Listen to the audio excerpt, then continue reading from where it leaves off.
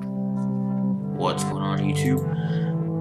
So I wanted to take a moment to discuss Metal Gear Survive. Now this is the first game in the franchise since Hideo Kojima left Konami. And Konami had announced it was a horror survival style Metal Gear instead of the tactical espionage action like we're used to. We now have a sort of horde mode survival game going on where we were used to tactical espionage action, and now we have to scavenge for supplies to create an independent base against zombies with big fucking crystals protruding from their bodies. And the game is currently having issues letting people play, but the microtransaction store is still currently active. Of course it is. It's Konami. Now, players across all three major platforms can access the online store for MGS. And now we have online currency known as SV coins. It costs anywhere between 99 cents for 100 SV coins to a whopping $50. Now, if we go back to remember that MGS5 had mother-based coins for things like virtual insurance and a damn tuxedo. So the concept of Konami trying to take more money from us is not new. This is similar to what DICE did with Battlefront 2. So, all in all, after playing the trial, I have to say that the game is a very lazy attempt at a mere shadow of Hideo Kojima and what he has accomplished since Metal Gear Solid all the way up to Metal Gear Solid 5. And even then, his participation was in and out. But Metal Gear Survive truly shows you what Konami really is without Hideo Kojima and the direction that they're going to be taking. So, as far as the game itself, we'll talk about microtransactions in a second, but as far as the game itself, its attempt to fulfill some type of void or gap between last title and possibly a new upcoming title in the direction that they're taking, I'm kind of worried for the franchise. If this is what we're going to be expecting from Konami, you know, it's not promising. And we're all used to Snake, and you know, we're used to that type of gameplay that's been given to us for over a decade. And now they're giving us this, a very, very half-ass attempt at a video game that's supposed to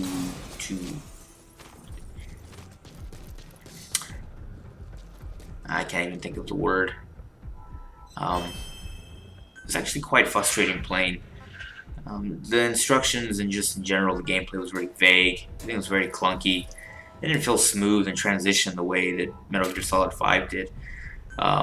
Some aspects about the game, you know, were interesting. The open lobby, which a lot of games are doing that now, such as Call of Duty and things like that.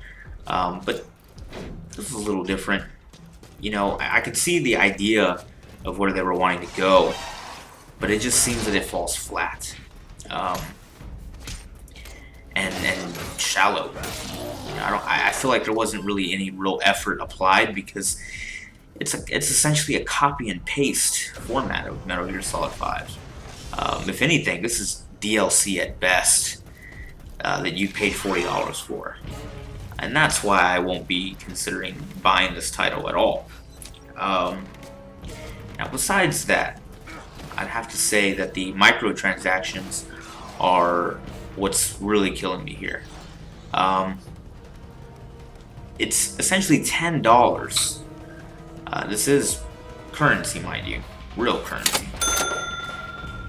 It's $10 for 15 or 1,150 coins, and that gets you an additional save slot. You know, so you can spend 99 cents, $1 essentially, all the way up to $50. And you know, if they didn't screw you with the price and the actual concept of the game itself, they're gonna screw you with these microtransactions. It's completely unfair. And the video game companies are just milking its consumers little by little, and they're testing the waters and what they can get away with. And slowly but surely, they're realizing that people will pay for anything as long as you slap a mainstream franchise name over it. And you know, I won't be part of that. I'm hoping that 90% of the gaming community will follow that same ideology. So along with my channel, since this being my very first video, I'm trying to produce at least 3 videos a week, with one review, one montage video, highlights, and news of upcoming games with question and answers. So if there's anything that anybody would like me to play, or I have a very wide variety of different games that I can play throughout the week and gather some good material and content up. But as for right now, my main focus is really keeping an eye and really tracking video game companies and what they're really doing as far as the information that they're putting out there for its consumers and the overall quality and content that we're getting. Because just like you know, I'm a consumer as well, and I just like to play video games. But I also like to be informative to the unaware viewers out there that have really no general idea. You know, they may be too busy in their day-to-day lives to really focus on the Far Cry 5 true problems with some of these games, and they unknowingly go out and purchase a game, and they're appalled at the idea that I have to pay $10 for a save slot. Mind you, you only get one. So that's just one of the things that I wanted to bring up. So, hoping that with the upcoming month coming up on March 27th,